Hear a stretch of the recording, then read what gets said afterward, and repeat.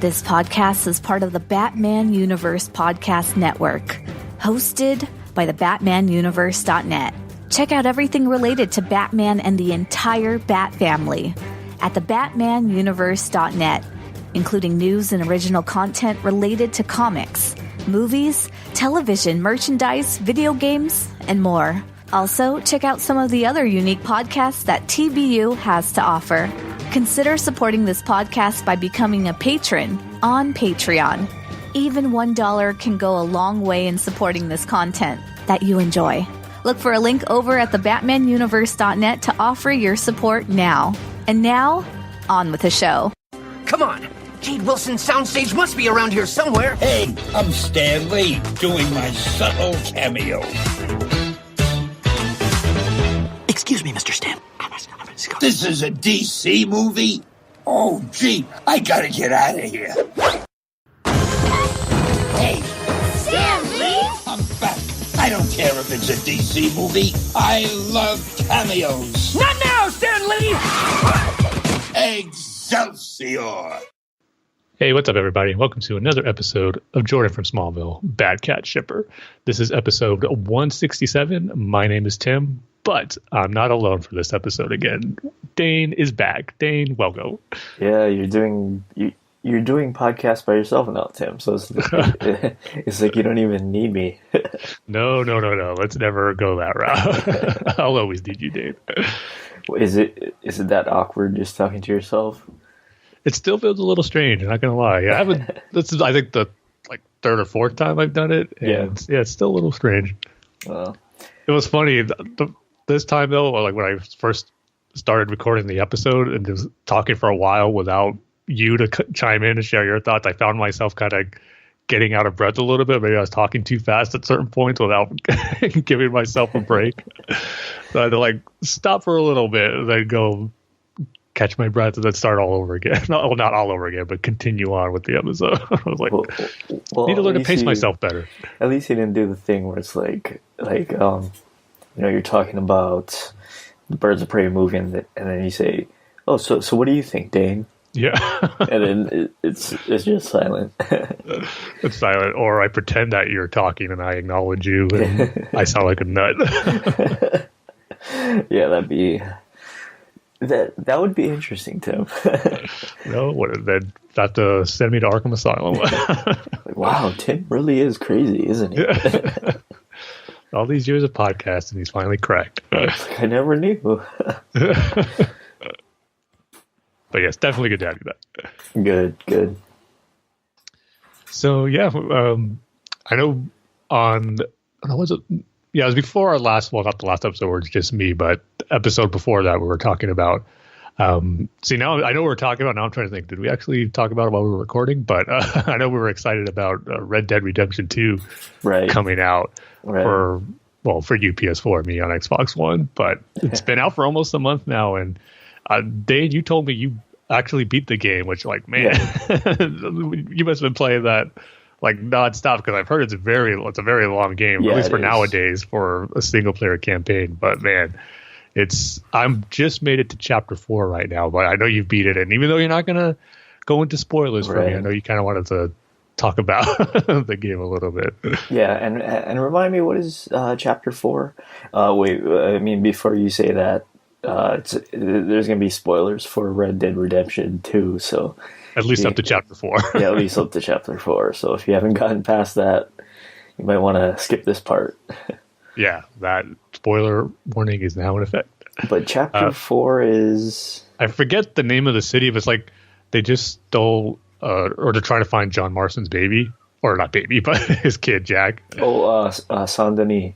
You're at Saint Denis. Yeah. Mm-hmm. It gets interesting, Tim. Let me tell you that. I think you should already know who has him. The sort of Italian guy.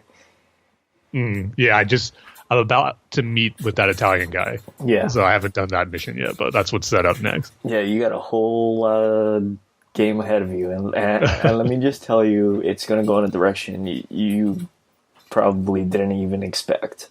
Nice. it wasn't in any of the marketing materials.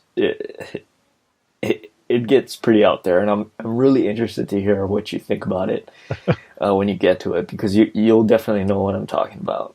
Okay. When you do. Is it a good out there though, where you really liked what they did? Yeah, and it's great for the story because. Have you played the first one, Tim? Mm-hmm. Yeah. Well, wait, the very first one, Red Dead Revolver. No, Red Dead Redemption. Okay, yeah, I played Red Dead Redemption. I haven't played Red Dead Revolver. Well, you know what happens, right? Yeah. So, you know what happens in this game. Now you see, I'm trying to like. Yeah, be careful. Watch my steps, but that's when things start falling apart for you. Okay. For Arthur. Yeah. Gotcha. So it's like kind of something similar that happens in that game, but not exactly what happens to John Marston, but to that effect where like things just take a crazy turn. Yeah. They're in Red Dead Redemption 1. Yeah, I shouldn't say. Never mind. Yeah, just be careful. Never mind. Might as well not step on it. Never mind. But it is unexpected, and that's when things start to fall apart, and Dutch gets a little crazy. Yeah, more in line to what we see him in the first game. Yeah, because that was one of my big questions going into 2 was, this is a gang of bad people, right? Yeah. They're thieves, they're murderers, and on and on and on, right?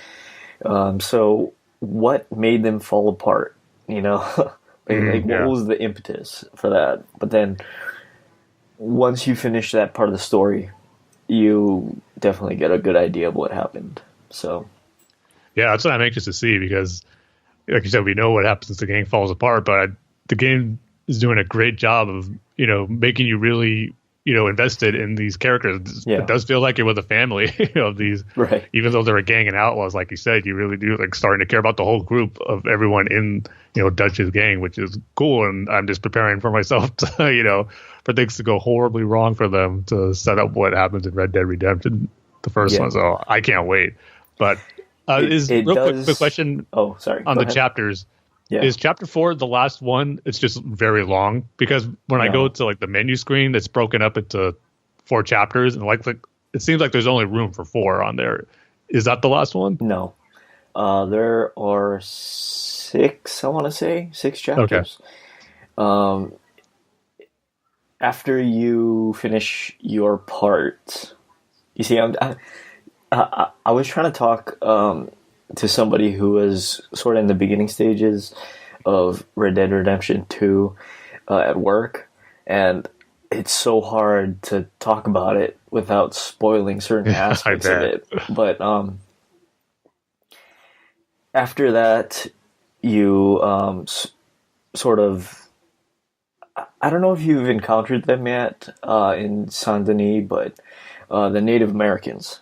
No, I haven't. Yeah. Okay, so you make contact with these Native Americans and then you help them out. That's the next part. Okay. That's not spoiling anything for you because that's when the story gets super, super sad. Interesting. Not only with the Dutch story, but also the Native American side, which you don't really think about in this game, but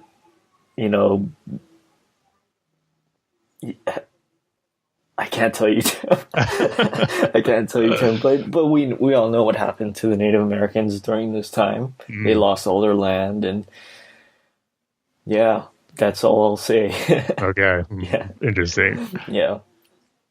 So yeah, man, still got a lot to look forward to. Apparently, right. See, my goal is to have it finished by the end of the month before the new Smash Brothers game comes out, which is like 2 or 3 more weeks. So hopefully, I can play it as much as possible to get going in the story. And man, I haven't even done. I've done a few side quests, but I'm sure once I beat the game, there's probably still tons to explore in the land and the other side stuff you can do on it. There is 2 epilogues. I'll tell you that. Okay. Yeah, 2 very long epilogues. It's almost like another game. Oh, wow. But that being said, you brought up Smash Brothers, which brings up Nintendo.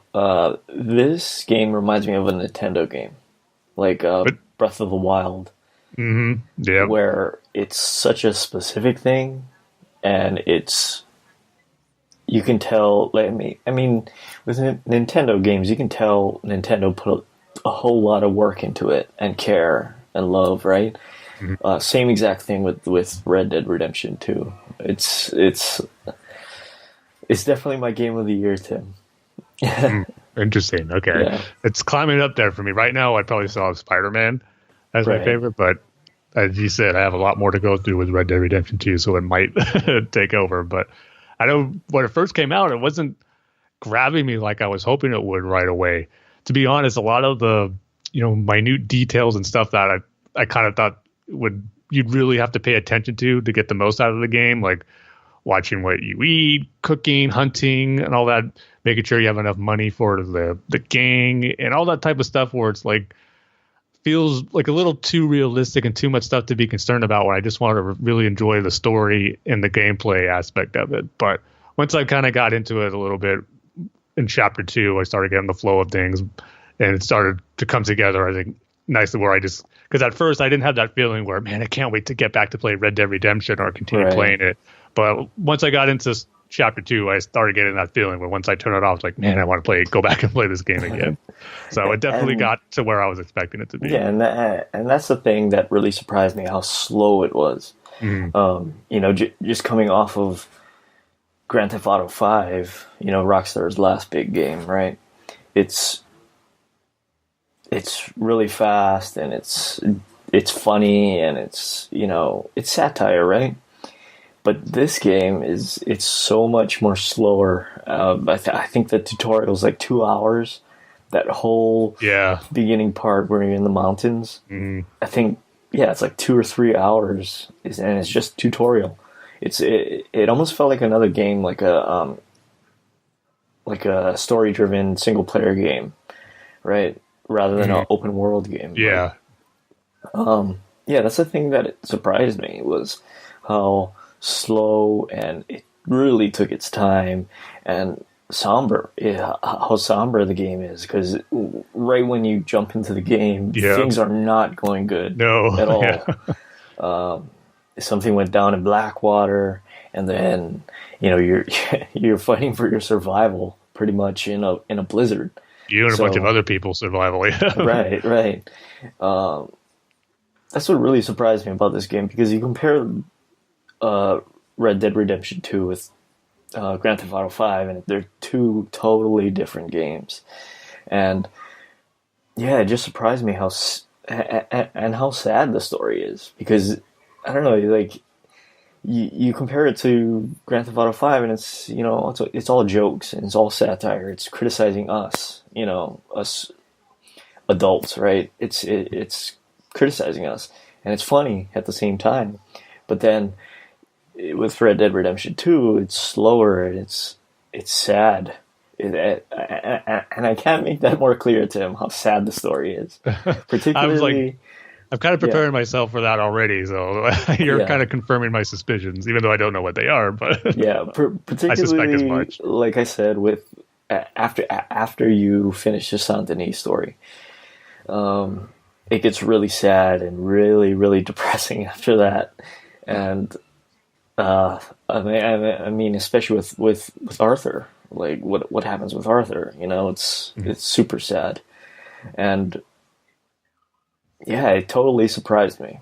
I thought this was going to be a fast moving game. Even the gunplay is slow. Every shot has to be cocked first. You need to put a bullet in the chamber first before you shoot it. There's no automatic weapons. The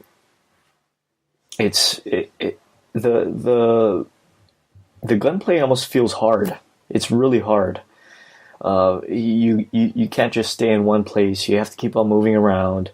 And if they get the right shot on you, it's like an instant kill sometimes. So to make sure your health is up, or you ate something to make sure your health is up. I caught myself with my health kind of halfway or low. I was like, oh, I should have eaten something. I get killed. Yeah, especially on horseback. Yeah. I don't know how many times, like, I was riding my horse and then you get ambushed, and then sometimes I would just run away. Like, I wouldn't even bother fighting. Like, if I'm getting robbed on the road or something, they outnumber me. It's like, I they kill me way too quick. So I just outrun them and then I lose them.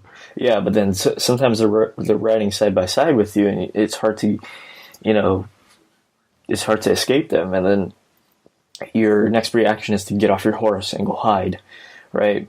But then you didn't grab yourself off your horse. You didn't grab your repeaters and your rifles, and you're like, oh no, I only got my revolver. And it's like, okay, so maybe if I can sort of sneak attack them or something. And yeah, it's so easy to die. That's what. I mean, I guess that's part of the challenge, though, right? And that's one of those things where it's trying to make it super realistic too. yeah. And I guess the emergent gameplay, sort of like I'm trying not to spoil anything for you, so I'm trying to think it over real quick. Just remember things from chapter 3. Yeah, chapter 3, right. So I went on a bounty, right?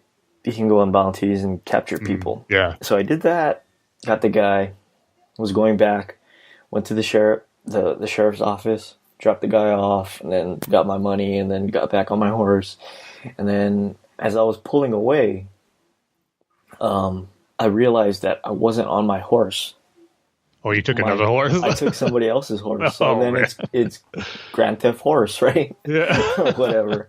And then so the sheriffs or the police are immediately on me. And then I ran away.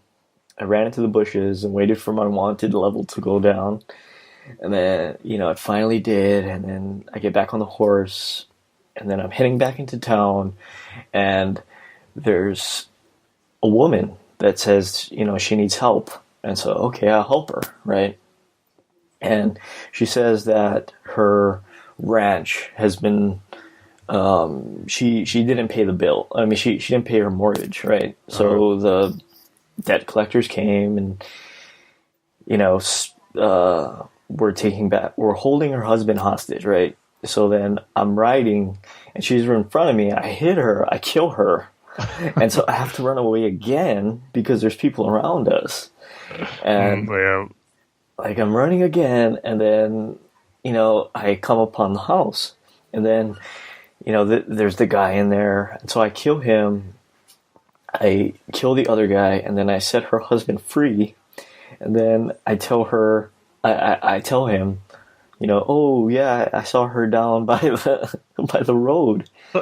And I just felt bad about it. You see, so it's the emerging gameplay like that. Mm-hmm. It's like I all I wanted to do was turn in the bounty and leave, right? I mean, I don't know if anything has happened to you like that, Tim, but a little bit, and that stuff annoys me, to be honest, because it was one thing where I think this woman was trapped under her horse, like her horse died. She was like fell and she was sort of stuck on it. So I helped her out, and she needs a ride back to town. So I go, okay, but I hit the wrong button. And this is pretty early on where we're still remembering the exact controls for whatever your item and stuff. I pull out my gun on her and she goes, like she gets scared and she runs off. Yeah. I was like, but I want to complete the mission. So I just reload the last save point to do it again, because it would bug me that I wouldn't be able to complete that mission because of me doing something stupid like hitting the wrong button like that. So that's happened a few times. Yeah, and it's just stuff like that makes the game great for me. I mean, along with the story, because this and another piece of advice, Tim, go back to camp a lot. Yeah, I have been doing that a lot. Kind of talking to as much people as I can, or just even overhearing some of their conversations. Yeah, particularly after the thing happens in Saint-Denis. Okay. Yeah, keep on going back to camp, because a couple times I didn't really care about that, and I missed a big chunk of story. So.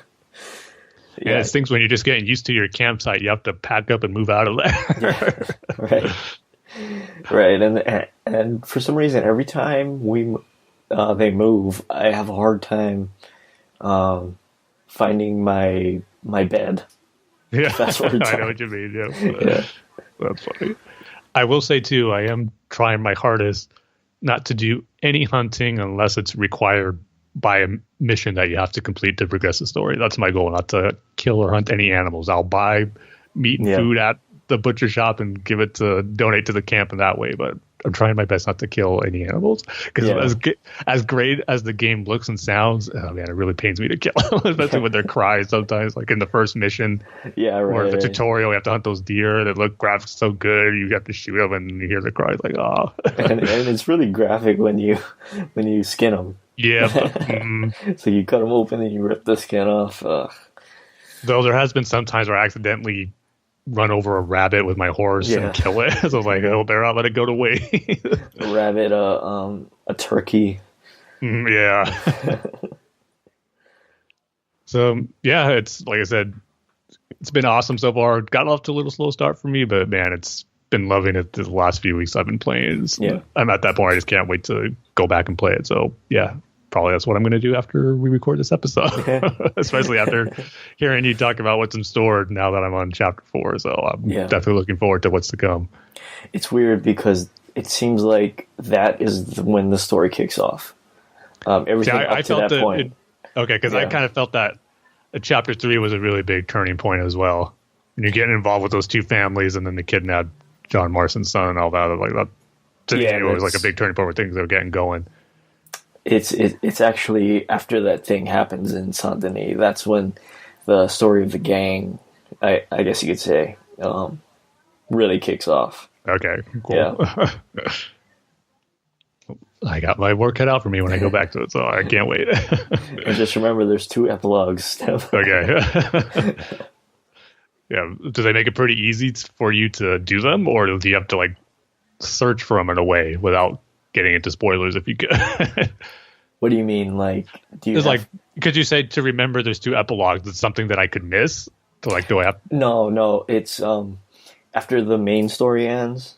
The epilogue kicks right in. Yeah, I thought there was just like one epilogue, wrapping things up. But there's 2, and so pretty much 2 versions of the epilogue in the first Red Dead Redemption, something like that. Yeah, and it's it starts off really easy, and then it gets super complicated after that. Okay. Yeah. I'll keep that in mind. Well, I guess moving on from the Wild Wild West, we'll go into Gotham City. Well, depending on where we're at in the Dark Knight Rises minute-by-minute commentary, it kind of does feel like the Wild West, I guess, at that point in the film. But as always, you can join us by getting all your relevant media formats, such as your DVD player, your HD DVD player, your VHS, Betamax, Laserdisc, your Blockbuster video membership card, your Netflix physical media, which, speaking of which, Dane, right? Like a week or 2 ago, my brother actually had to return a Netflix physical media disc. Really? I saw him leaving. He had a red envelope. Like I've had this for almost a year or 2, and I'm just gonna send it back. Wow. I was like, yeah. I even said they still do that. You're like still signed up for that. It's like finding an artifact, Tim. Yeah. From ancient times. It's like I can't believe those still exist. Yeah, that big red envelope. This was like a concert special or something that he wanted to see from a few years ago, apparently. But that was funny. I was like, I know Dane will appreciate that. Yeah, I definitely appreciate the inconvenience of renting a movie from Netflix and then having to put it in that resealable red envelope and putting it in the mailbox or putting it in the mail thing. Yeah. And then also, last but not least, our personal favorite, your VHS to DVD converter, which another thing my brother is doing. Really? Oh yeah, that's right. You told me. Like old tapes or something. Yeah, because like my mom came across some of her old like music tapes where she would like back in like when we were real little mid to late 80s, she would record music videos and stuff off MTV and VH1 when they were kind of in their early going. And how she asked my brother Sal to transfer those. It's not to DVD, but he has an actual VHS player hooked up to a converter device like through his computer. He's just transferring the videos to the PC that he has. So it's not necessarily DVD, but he is converting them to like video files to play on the computer or whatnot. He's probably going to save them to a hard drive and give it to my mom. But two things I thought of like around the same time where I saw the Netflix envelope, and then I saw him hooking up the VHS player to transfer old tapes. I was like, just tying in perfectly with a Dark Knight Rises minute-by-minute commentary format. or your brother's just old-fashioned. He only watches VHS tapes and DVDs from Netflix. I saw one of those old tapes, and oh man, the good old quality of VHS. They're a sight to behold. I can't believe you guys still have a VHS player. Yeah, I was surprised when he saw it. I was like, man, you still have one? But there's that vintage quality about it that I still like seeing, even though we'll never like actually use it to watch something that we choose to do VHS. I was driving past near where my parents live, right? And I guess it was bulk pickup for that road or whatever, right? Okay. So I was driving past, and then I couldn't believe my eyes because I saw a VHS player TV combo. Oh, what's those? Yeah. Man, if you want a quality worse than VHS recordings, a VHS built into a TV is even worse.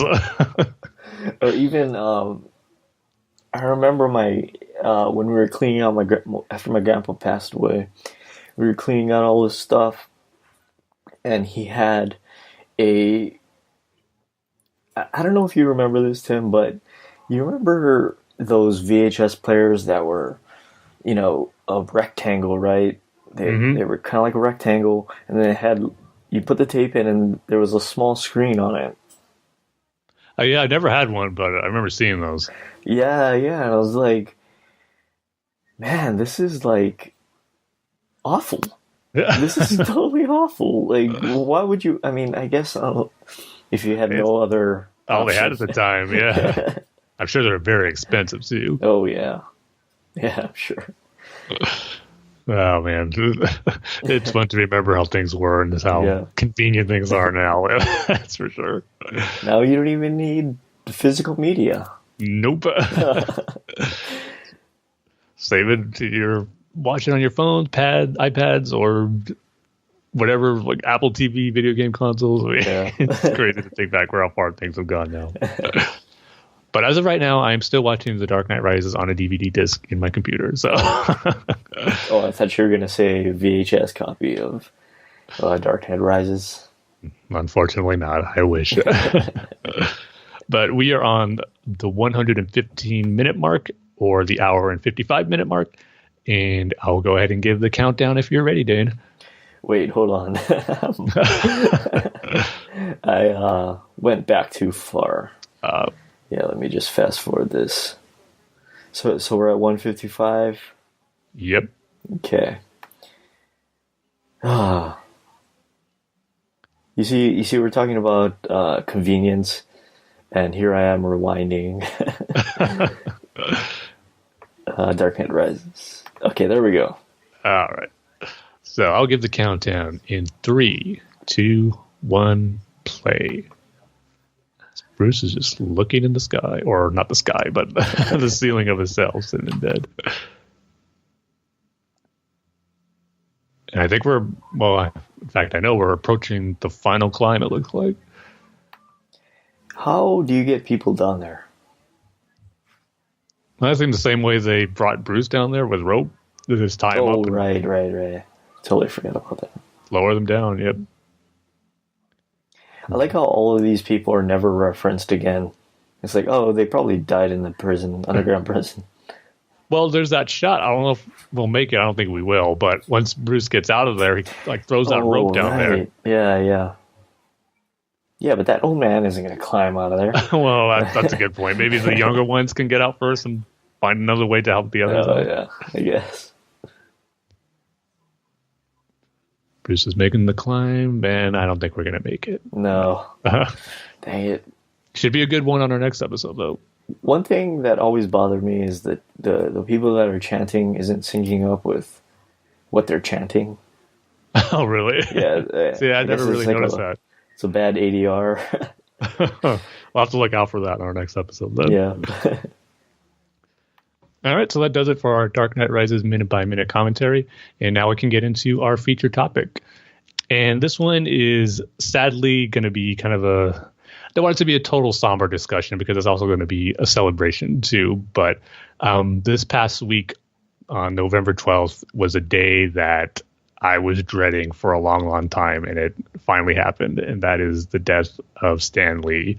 Yes, 95 years old, Stan Lee passed away this past Monday. And even though knowing his age and expecting that, this can happen almost any time now, it was still a tough loss to take. One of the tougher ones, I got to say, because Stan Lee is someone who's created and given so much entertainment and joy in my life as a little kid up until now, and I know so many others. And it was amazing that he lived this long to enjoy a lot of the success and see a lot of his creations be embraced by so many people.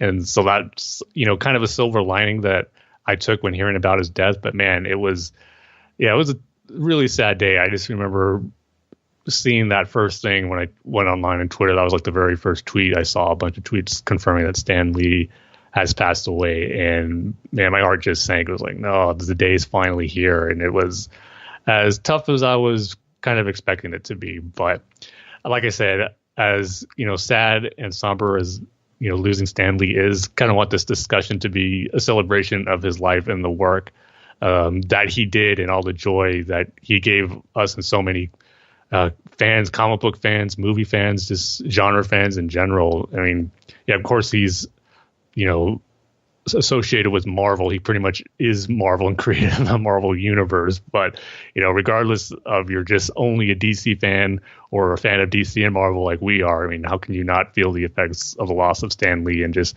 want to do your part to contribute to his life in a way? So we definitely had to make our feature topic for this episode a tribute to Stan Lee. So yeah, Dane, once you saw that, to kind of get the sad stuff out of the way, I guess, first, like, what was your immediate reaction when you saw that Stan Lee has passed away?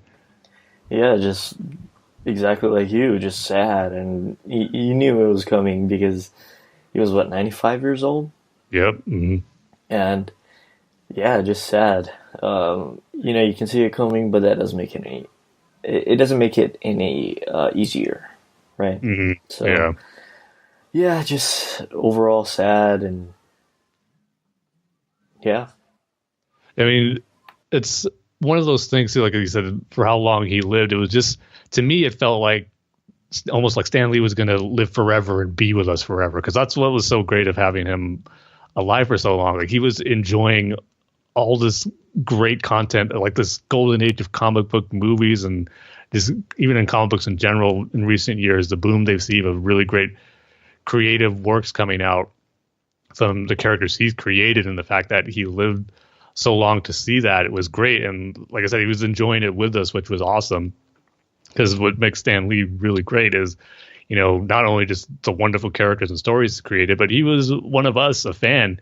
And that's what, what was so great having him around, him getting excited just like we are about seeing the next Marvel movie. And that's, again, what I was saying earlier, this makes me so happy that he lived long enough to see pretty much all of his creations be loved and embraced by so many people around the world, thanks to, the recent comic book movie boom, especially with the MCU, and just having them be some of the biggest movies ever. And the fact that he got to see that and take in and got to, be shown the love that he deserves for creating these characters is, I think, awesome. And that makes me happy, knowing that he lived long enough to see that.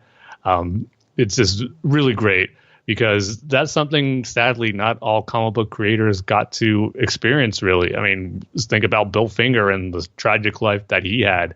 And, Bob Kane, to an extent, got to see the success of Batman, obviously, but we all know the situations surrounding him and creating Batman, which we won't go into too much here. But this, creative-wise, not everyone gets to see their characters explode like that Stan Lee has with his. It's just awesome. So that's one thing that just makes me really happy, kind of the sadness of his death. But when I think about that, it just makes me think of what a great life he has, and then just that how happy I am that he got to really enjoy and see how great his characters were loved by pretty much almost everyone who enjoys comic books and just great stories in general. Not only that, Tim, not a lot of creators get to be in their movies, right? That's true too. Yeah. And every Marvel movie, Tim? Almost. I don't think not all of them, because I'm pretty sure there's a few X-Men sequels he wasn't in, but I think he's in every MCU movie though. That's for sure. Oh wow! But if you were to count every Marvel movie, not quite. I wonder how he did that. Well, I mean, was it just like so we have one day and we're gonna film it for the next 5 movies. So, okay, here's Captain America: Winter Soldier. Here's Black Panther. You know. I don't think that's how movie schedules work, but I'm sure it'd make it easy if they could just film a bunch of Stan Lee cameos for upcoming movies, but they has to wait just as long as the movies go into production. But I mean, again, that's just what I love about Stan Lee, the fact that he's enjoying he just loves the characters he created so much, and he just has a great time being involved in these movies. And I mean, his cameos are great. I mean, they're legendary now. And I always loved how he says there should be an Academy Award for best cameo, and I should win them all. That type of stuff. It's just tons of fun. It's just great for us fans to see as well, because, this will be the last Bob Kane comparison I make, because you really can't make anything, but you go back to me saying how much you could tell Stan Lee loves these characters in the Marvel Universe. And when you look at someone like Bob Kane, who was probably the most successful after Stan Lee with creating Batman, to me, I never felt that he loved Batman. He loved the fact that Batman made him rich and famous. That was pretty much where the extent of his love went. But with Stan Lee, it's just the total opposite. I mean, just the creativity that he showed for creating these amazing characters. And that's kind of what I wanted to get into a little bit right now, is just how amazing and unprecedented the work that he did is. I mean, I don't think we're ever going to see someone create as many iconic characters and stories as Stan Lee did in our lifetime. I just think it's impossible now. I mean, you think of Spider-Man, just creating him alone would make you a legend. And creating the X-Men, that would make you an iconic comic book creator in its own right. But he created both of those. And not to mention pretty much almost every other cornerstone of the Marvel Universe: Iron Man, Hulk, Daredevil, Black Panther, combining the Avengers together. I mean, this goes on and on and on. Doctor Strange, a lot of the characters, are becoming household A-list superheroes now, thanks to the Marvel Cinematic Universe. Characters like Black Panther, Iron Man back in 2008, they're becoming, like I said, A-list characters, and they're all created by Stan Lee. And again, there was Stan Lee as a creator and co-creator too, because of course with Spider-Man, Steve Ditko was there, and then with X-Men, Hulk, and others, Jack Kirby. So Stan Lee gets the majority of the credit for creating the characters, but also got to give credit for credit's due with the contributors like Jack Kirby and Steve Ditko. But the genesis of the concept of these characters pretty much come from Stan Lee, and it's just always blew my mind that so many of these great characters came from just one guy, and that's just so unprecedented. And like I said, I don't think we'll ever see that again in our lifetime. It still amazes me now. I don't think it will always continue to amaze me. And I just love how pretty much when every new MCU movie comes out, I show it to different family members, like my parents. We show them the new movies once they hit Blu-ray, DVD, or I should say Blu-ray. We don't watch DVDs anymore, but it's just awesome that once the new character comes out, they never heard of him before, and say, oh, he's created by Stan Lee too. They're created by Stan Lee too. And it's just awesome that almost every time that happens. And it's just great that how different and unique they are. You would think that creating so many characters, you'd see some similarities, and maybe you can, find some similarities if you really look. But for the most part, all these characters are so unique and different in their own right. It's just incredible. And you think about the fantastic origin stories he had to create for all these characters as well. I mean, Spider-Man has one of the greatest origin stories ever. I mean, it's second after Batman for me. It's just amazing storytelling. And then you do some radically different with the X-Men and creating the whole mutant phenomenon of that story and tied it into, it's like social justice and racism and all that stuff and being treated fairly, and how Stan Lee was a big proponent of that. It's just great, these great different aspects and relevant stories that still stand the test of time today. And then you go like kind of on the further out spectrum of things and like stuff with Daredevil, how a blind man can become this great acrobat and fighter and his senses heightened, and Hulk becoming this unstoppable force who's a monster because of a radiation accident. Then you get Iron Man's humbling story. It's just incredible that all these came from one man, and I will always continue to be amazed by the work that he did. And it just, again, I keep going back to saying this, but I just love the fact that he created all these characters and he got to see how much appreciated the work he put in to creating these diverse characters and their histories and backstories that we get to experience now, and we get to show, or fans got to show the love back to Stan Lee because of that. It's just an incredible body of work, and that's why he'll, in my book, always be considered a true genius, a legend, and just an iconic storyteller. It's just amazing. Makes me wonder where they're going to go next. Not only Marvel, but also the movies.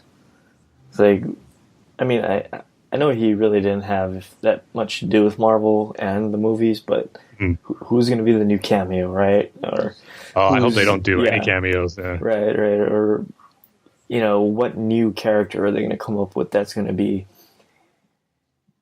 all those great qualities, have all those great qualities that you just said, I know it's almost impossible. Like I said, Stan Lee was the last of his kind, and that's why his death is just kind of so sad to realize he's not here with us anymore. Yeah. And there's a lot of great tributes being shown on social media, Instagram, and there was a really great one, I thought. My friend Paul Herman, he retweeted or posted or shared it through Instagram to a piece of artwork. I apologize for not knowing the artist behind it, but it was a picture like he drew of Stan Lee going to heaven, and like you see the words of God saying, "Hey, I heard you were pretty good at creating your own universe yourself, kid."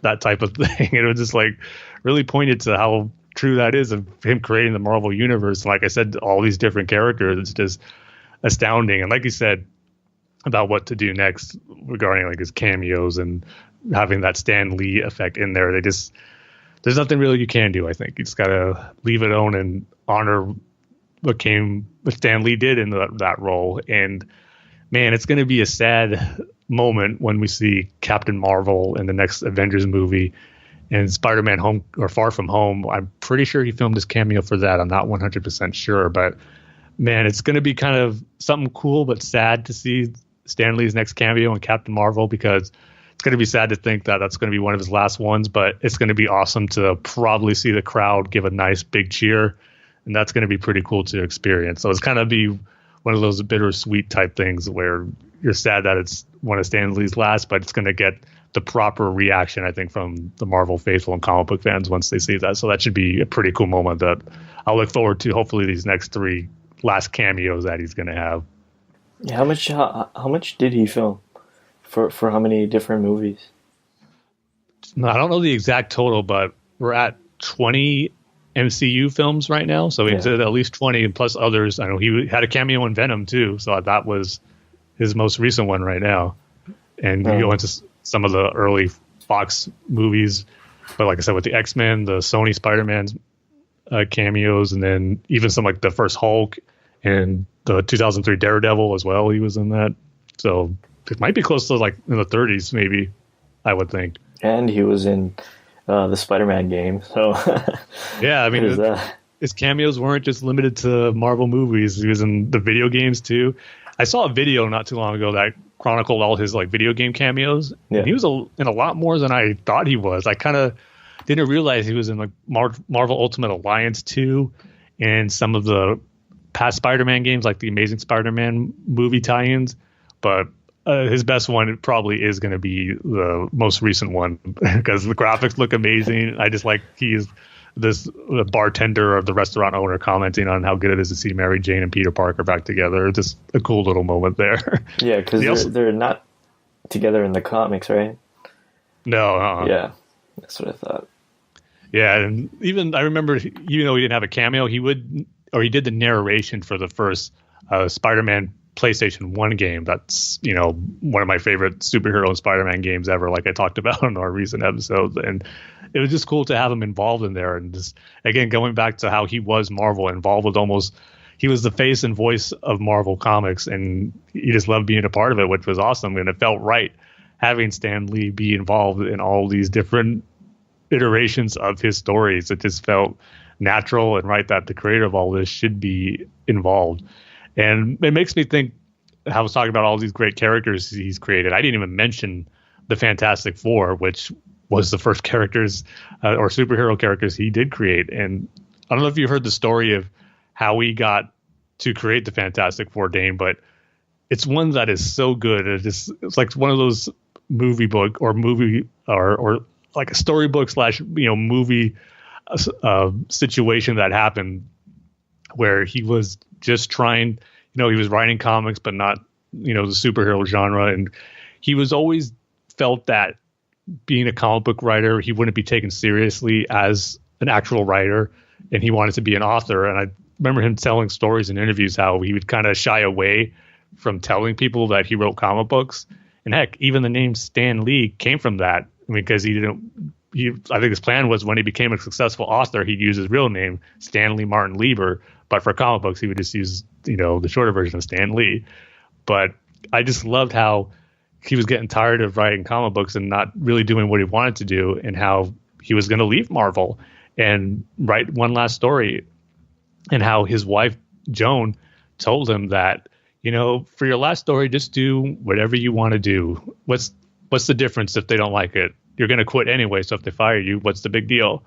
And that's when Stan Lee wrote the Fantastic Four, and pretty much the Marvel Universe was born. And I just love that, how it was kind of one of this last hurrah type projects he wanted to do, and ended up creating this vast universe and was the springboard for so many other great characters. So, and also the fact too that his wife Joan is pretty much a co-creator of the Marvel Universe, I would say too, because without her, encouraging him to do that, we wouldn't have gotten all these amazing characters. So I just love that part of Stan Lee's history, and pretty much the origin of the Marvel Universe comes from him and his wife Joan. I just think that's a touching story. Didn't she, or wasn't she in one of the movies? I believe she was. Yeah, I think X-Men Apocalypse, if I remember right. Because there's that moment where he's like disarming all the nuclear weapons and they're being lifted into the sky. Then there's a shot of Stan Lee and his wife kind of like hugging each other, like looking kind of fearful in the sky. Oh, okay. So yeah, it's cool that she got to be in a cameo as well. I don't know if she was in any more, but that's the one I definitely know that she was in. And she passed away like a couple years ago, right? Just last year in 2017. I remember it was the day Spider-Man Homecoming came out. Oh, wow. Yeah, so it was kind of a little sad note to go see the movie on. And I just remember thinking at that time too, got a little worried that Stan Lee might not have that much time left afterwards, because you've heard so many stories about how married couples who've been together for so long, they spent the majority of their lives together, that one of them dies, the other one kind of, almost out of a broken heart, kind of doesn't last too much longer without, their partner in life. And Stan Lee made it a little over a year without his wife Joan, so which was, so kind of a relatively short time, but it's just kind of sad to think about when you lose someone who was your partner throughout your whole life, and you could just tell they really loved each other. So that was always in the back of my mind, that when she died, that if Stan Lee might not be too far behind. So a little bummer on like even a year ago learning about that she passed. So, but again, there's just so much to celebrate about Stan Lee and his life and what he's meant to me as just a fan of all this stuff. I mean, I attribute to, George Lucas has probably given me the most entertainment enjoying thing that I love most when it comes to, entertainment. And Stan Lee, and then Bob Kane and Bill Finger would be next with Batman. But after that, there's probably no one else other than Stan Lee who's given me more different things to love and enjoy with his different creations. Even though they're all part of the same universe, they're all still these vastly different characters that I enjoy throughout different points of my life, whether it's, watching Spider-Man and the X-Men animated series, just reading their comic books as a kid, just coloring books even as a little kid, seeing these characters, drawing these characters, and then gradually becoming a hardcore comic collector. And then now with, like I said before, we're in the golden age of comic book movies, experiencing and loving, enjoying these characters like never before. So again, it's just a testament to Stan Lee's creation, and I'll just always be thankful for that. But before we move on, we kind of got to give some of our personal favorites amongst Stan Lee's creative characters, and also we can't go without this conversation while talking about our favorite Stan Lee cameos. So, Dane, what are some of out of all his characters, who would you say stand out as amongst your favorites? Spider-Man. Kind of figured that would be your choice, because he's my number one choice too, but there's got to be more than Spidey. Spider-Man, the X-Men show, TV show. What else? I just recently watched it, and it's kind of it's not good, Tim. Okay. But, the Avengers animated TV show. I don't know if you ever saw it. I never did, but I remember it though. But I remember not being very good. Was that late 90s? Mid late 90s. Mm-hmm. Yeah. That was not good, and it just goes to show how much we did not care about the Avengers or even Iron Man. Mm-hmm, because he had his own series around that time too. Yeah. That's pretty much it. I would say Fantastic Four, but I just could not get through that most recent movie. I wouldn't even probably call that the Fantastic Four. But yeah, I'm right there with you about Spider-Man and X-Men being my top two. I mean, I've always been a Spider-Man and X-Men fan when I was a kid, getting a few comics here and there, but not a hardcore comic collector. But man, those series, it made me a hardcore fan. I mean, that taught me so much about the universe of both Spider-Man and the X-Men, and just all the brilliant stuff that Stan Lee created for them. So those two remain my favorite, and you guys know how much we love Spider-Man on this show, so that's no surprise. But other ones, more recently, Daredevil has ranked up there as one of my favorite Marvel characters, and definitely one of Stan Lee's greatest creative characters. I mean, the recent TV show definitely elevated him in my book, and really, really appreciate just what a great story and character Matt Murdock is. So he's definitely one of my favorites. Hulk is a great story too. Then Iron Man too. I got to attribute the movie. I always liked Iron Man, thought he was a cool looking character, but with Robert Downey Jr.'s portrayal over the course of all the movies he's been in, and just seeing how good of a character that Stan Lee created, Tony Stark became one of my favorites too.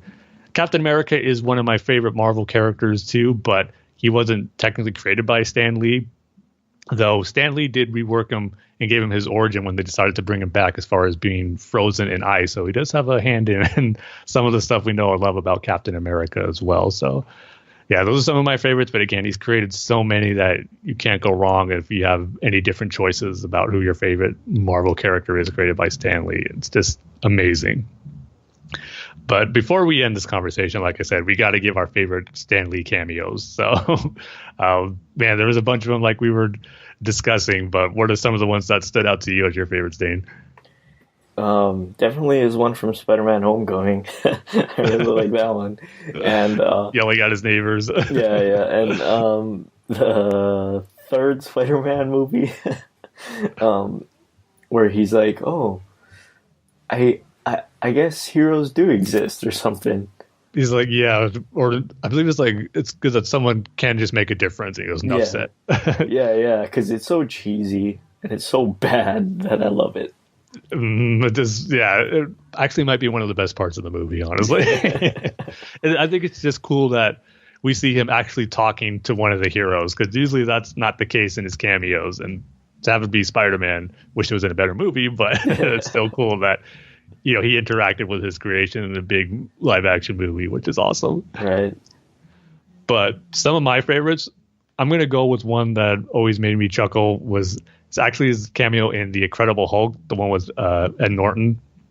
they were talking about how his blood contaminated some of the soda that was shipping out in the factory he worked in. And we see Stan Lee open his fridge, take a sip of it, and just go, wow.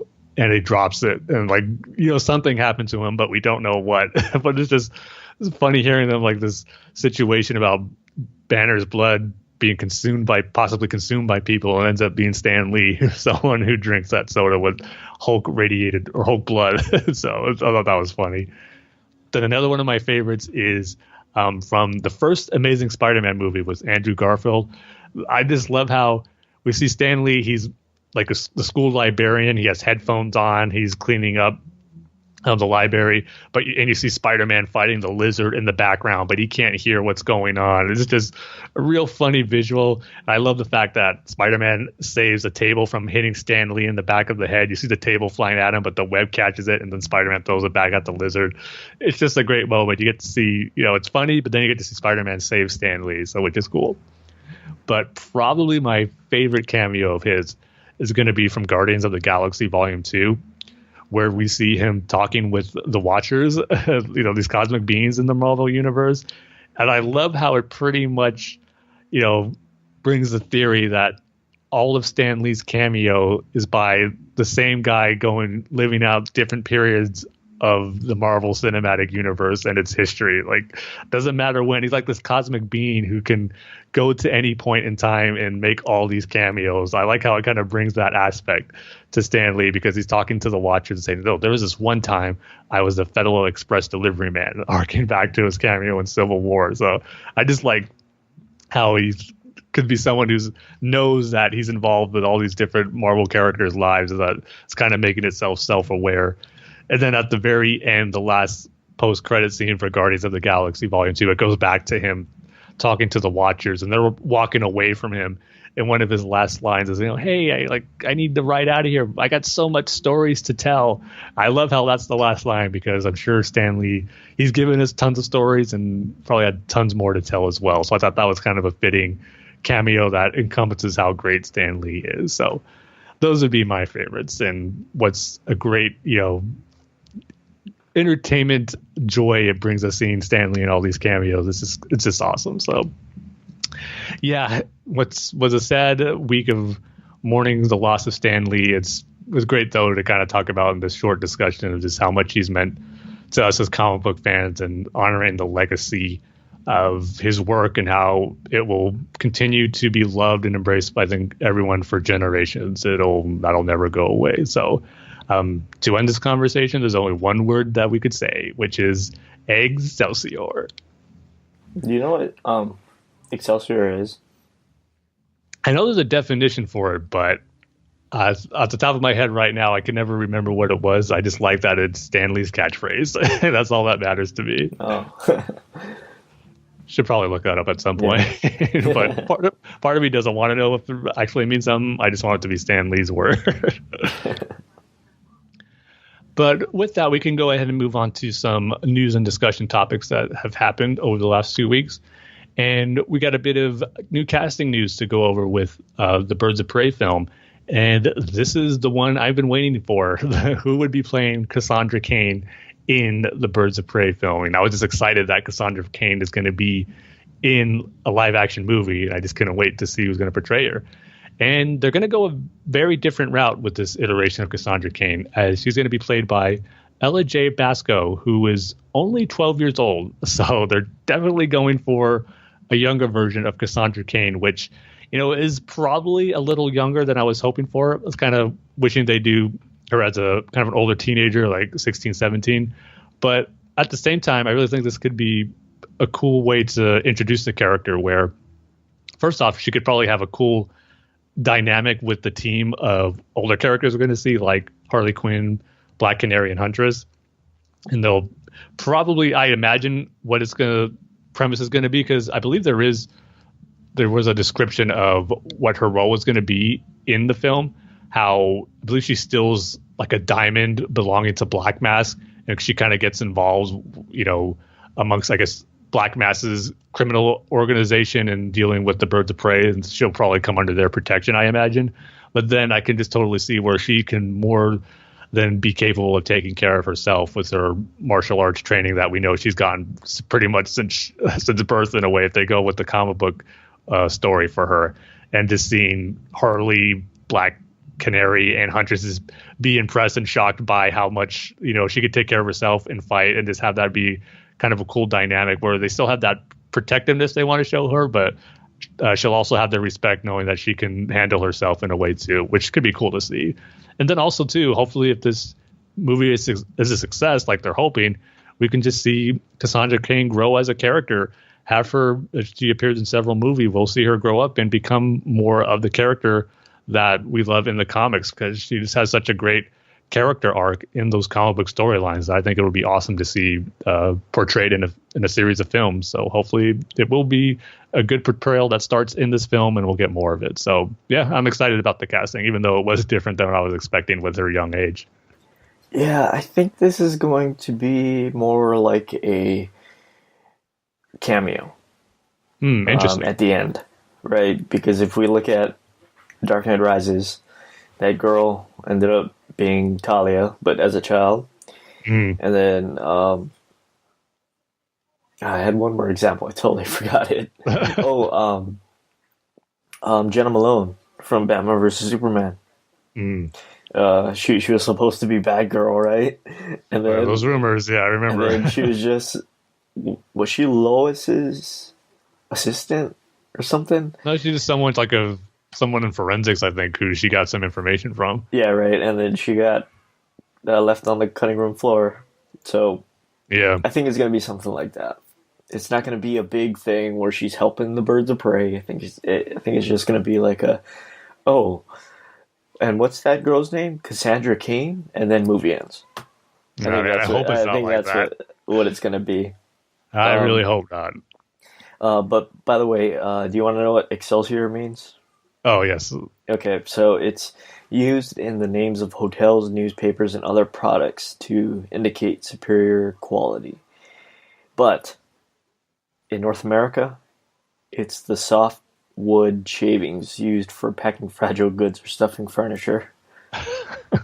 See, that's what I was afraid of. Something boring and lame and what it means. So no wonder I didn't remember what it actually meant, because it's irrelevant stuff. So. Definitely just going to be still considered Stan Lee's word. Yeah, that's Stan Lee's word. That's it should be said in its definition. But moving on, we got some comic book news regarding Batman's 80th anniversary. That's going to happen in 2019, and we know that's going to be a big deal that DC wants to celebrate. So got a few details on what that's going to entail. First off, of course, is Detective Comics number 1000. I mean, that's just a milestone in itself, which is really exciting, because I love Action Comics number 1000. And so if they do something similar, which I'm sure they are with Detective, I think it's going to be great. First, they're saying it's going to have an original story by Peter Tomasi, who I can't wait for his run to begin on Detective. I haven't been getting Detective Comics lately because I have not heard good things about it, but I love Peter J. Tomasi, so once he gets on board, I'm looking forward to that. And he's going to be with Doug Mahnke, who's going to be they say they're going to introduce a new version of the Arkham Knight. So all the Arkham Knight I'm pretty familiar with is the one from the recent game. But I don't think they're going to obviously make it the Jason Todd Arkham Knight like it was in that game. But now that I'm thinking about it, was there a comic book character before that called the Arkham Knight? I don't know. I've only ever heard that name from Arkham Knight. Yeah, that's what I'm thinking. But there's a part of me in the back of my head thinking, was there like some lesser known character that was called Arkham Knight that we're just not remembering? Let me look it up real quick while you talk. Yeah. So, but kind of hope they do make an updated or a different version from the one we saw in Arkham Knight, the game, because it's a cool design. And my big criticism of the character was that it was Jason Todd, and it was just how a rehash of becoming the Red Hood. So they can use that cool design with a new character with a different origin story and motivation. I think that could be for the best. But of course, in a big issue like Detective Comics number 1000, if I could talk, number 1000, we're going to get a bunch of different short stories, just like Action Comics number 1000 by different writers and artists. I know Paul Dini is going to be involved, Jeff Johns, and I believe Brian Michael Bendis. They're all going to be writing stories. for it to go along. It's going to be 96 pages. So, it's going to be pretty cool. Okay, so it is from the game. Okay. It's an original character for the game. Yeah. Okay, cool. I think that's probably for the best. So. Yeah. And then also they're going to be getting a Detective Comics 80 Years of Batman Deluxe Edition special comic issue. And this one's going to be kind of a collection of like unpublished stories and a few new content, because it says it's going to include unpublished treasures, which includes a story about a traumatic early moment in Bruce Wayne's life, which will be written by Paul Levitz and art by Dennis Cohen. And it says there's also like some work that's going to be from like Bob Kane's Ghost Crew, Luthor Schwartz, like some original layouts from early Batman stories. And so, it's also going to have like essays, it says, about different creators and their perspective on Batman, people like Neil Gaiman, Denny O'Neil, and some other artists and writers involved with it too. So should be two pretty cool collections. Definitely, of course, going to get Detective Comics 1000, and then the 80 Years of Batman Deluxe Edition. It's also going to be a collection of previously, published stories. So not sure. Kind of depends on that one, how much new content's in there versus, just republished stories in there from Batman's history. So, but both of them sound cool. And again, I just can't wait for the 80th anniversary celebration for Batman to begin next year, especially with Detective Comics number 1000. It should be really fun. And last but not least, we got a premiere date for Young Justice Outsiders. And it's not going to be that long. January 4th, 2019 is when the series is going to premiere on the DC Universe app. And all I got to say, hopefully it's on consoles by then, because I don't want to wait like I'm waiting for Titans right now to watch Young Justice Outsiders. Really looking forward to that new season. And I might just have to bite the bullet. And if it's not on consoles yet, I might just have to get it anyway and watch it on my iPad, because I really want to see Young Justice and the Outsiders, or just Young Justice Outsiders. And then also, too, I'm hearing really great things about Titans. It's getting pretty good reviews. I know these last two episodes I've been hearing really good things about. So I'm looking forward to kind of binging the episodes. By the time it's on consoles, the season might be finished already. So I might be able to watch the season just all the way through. And I'm kind of getting more excited and looking forward to that. So come on, DC Universe. I keep saying this almost every episode, but I can't wait till I don't have to say it anymore. Let's get on video game consoles. Or what you can do is, if you have an HDMI plug on your TV and on your laptop, you can just hook up your laptop to your TV. I don't have a laptop, though. No. Just my iPad is my phone or my mobile devices that I use for that type of stuff, but no laptop. Try watching it on your phone. Honestly, I think I'll do the iPad before the iPhone. The screen's just a little bigger. But that's going to be it for our news and discussion topics, which means we can move on to our conversation with Alex and listener feedback. And of course, Jordan sends an email, as he always does. And he starts off by saying, "Hey, Super Friends. I loved hearing you geek out about your Batman the Complete Animated Series Deluxe Limited Edition Blu-ray set last episode, Tim. I haven't purchased one as I've gone totally digital, but I have been watching Batman the Animated Series in HD on the DC Universe digital service, and I second your thoughts on how beautiful and crisp it looks. It's super breathtaking. My favorite episode of the original run of the series, not including the new Batman Adventures, which isn't available on the DC Universe app, and therefore I haven't gotten to watch my overall favorite episode, Girls Night Out, in HD yet. But his favorite is Heart of Ice, and because of that, seeing that episode in HD was especially super for me. I got to have another super cool Batman the Animated Series related experience myself this past week, which was seeing Batman Mask of the Phantasm in theaters for the very first time. Fathom Events did a showing for its 20th anniversary. Having not been born yet in 1993, I thought I had missed out on the opportunity to see Mask of the Phantasms in theaters forever. But thanks to Fathom Events, I was finally able to, and what an experience it was. I always get chills during the opening credits of that film, but seeing it on the big screen, those chills were taken to a whole nother level. You know what gave me chills, Tim? What's that? The fact that Jordan wasn't born in 1993. That makes us feel very old, Jordan. Yeah. I just turned 30, Jordan. Oh, you hit the big 3-0, Dana. Yeah. Welcome to my world. I know, right? It's I definitely feel 30 years old. Feeling those aches and pains now. Yeah, aches and pains, and you know how you know you're old, Tim, when you have to go to sleep. Like if you have something to do early in the morning, right? You have to actually go to sleep and wake up at that time. Whereas if you're young, you can just stay up all night and okay, so it's 2:00 now. I got to go do the thing, you know.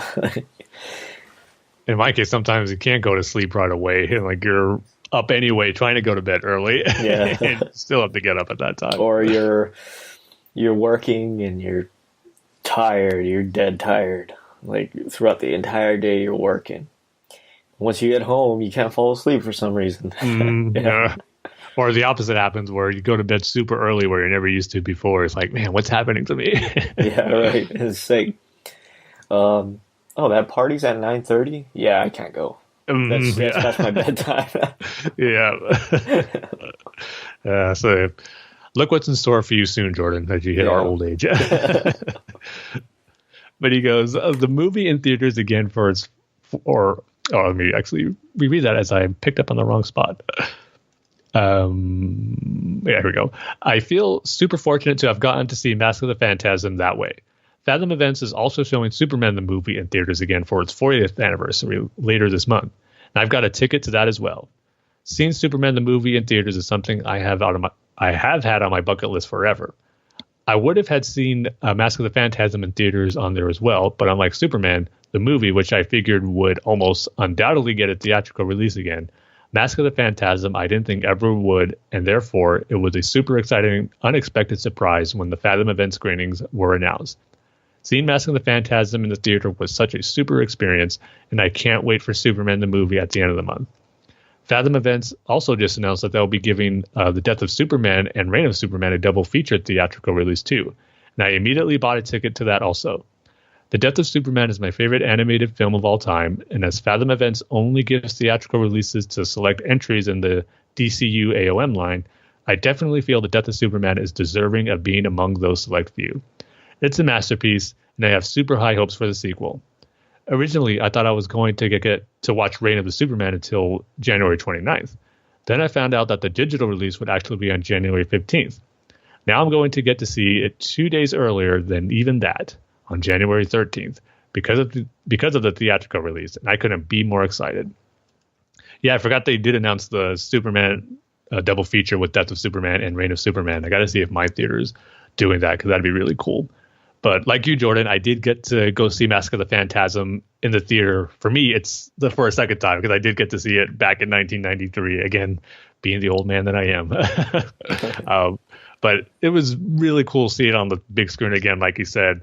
That opening sequence, the chills were there. The emotional moments, just great seeing it on the big screen. The action, it was awesome. I mean, I've seen that movie countless times since 1993, but seeing it in the movie theater again, it almost felt like the first time again. It's just a fantastic experience seeing, my favorite adaptation of Batman ever on the big screen will never get old. But there is one negative about my movie experience this time when I saw it. And that is, it was only me and 4 other people in the theater. And that was pretty disappointing. Yeah. I got there and my ticket was said, Theater 1, which is, the main big theater for new movies that come out. I go in. At first I see on there on the marquee, it's like The Grinch is playing at 7. I go, that's kind of weird. The ticket says Theater 1, Batman, but the theater doesn't say Batman, Mask of the Phantasm. I go in, nobody's in there. So I get there really early, like an hour beforehand, because certain instances when these old classic movies are being reshown, there's usually a crowd. And when there was nobody there at 6:30, a half hour before it started, I go, I better go out and check to see if it's the right theater. So I go out, and the theater across, that says Batman Mask of the Phantasm at 7. So there was a worker there. I go, hey, which one is it actually playing at? This one right here, Theater 8, where it says it, or Theater 1 in my theater, or that it says on my ticket.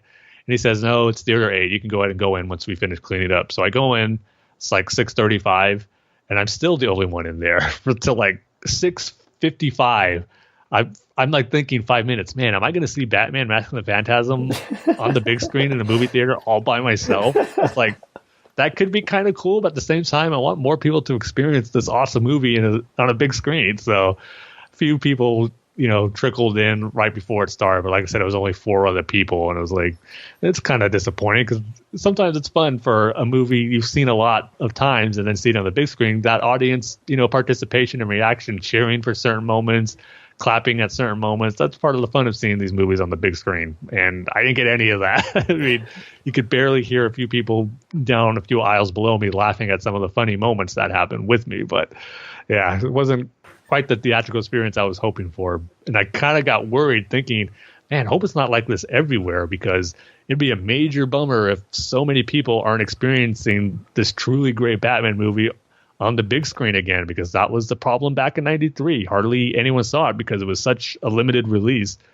during the holiday season of that year and pretty much only playing in matinee showings. So this was everyone's opportunity, like Jordan said, who wasn't born yet and wasn't able to see it because of those limited showings. But I have seen a few other tweets from people I follow saying that they had a packed theater and it was a good turnout. So hopefully it was like that for you too, Jordan, because it just felt a little underwhelming seeing it with a few other people. But well, at least you could lay down.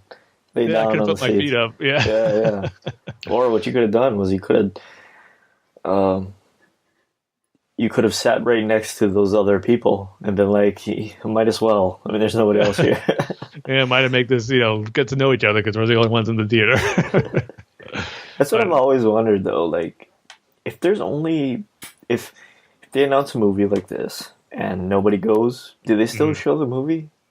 See, that's another concern I have. Well, not with this, because obviously there's a few people, but is my local theater not going to do this anymore? Like, they figured, we got such a low turnout, we're not going to bother with special screenings like this. Right. So because they have done it, like I said, they saw The Killing Joke there before. The Night of Batman, Return of the Cape Crusader movies had their premieres there. So I hope they continue to do that.